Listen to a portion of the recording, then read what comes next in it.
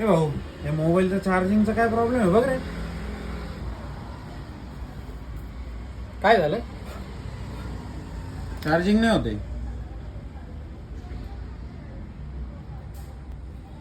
हे काय होतं ना? 10% चार्जिंगच होत नाही. हे काय झालं ना 10%? अरे तो आहे ना 10%च्या वर आहे ना 20% पण एकदम स्लो चार्ज होतो.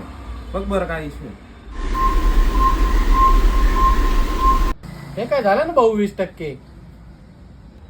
झाला का बघू बरं. जे तर बघू तर. झाला ना 20%. हॅलो, हा बोल ना रे. अरे ते मोबाईल डिस्चार्ज झाला होता, एकाकडनं चार्जिंग करून घ्या.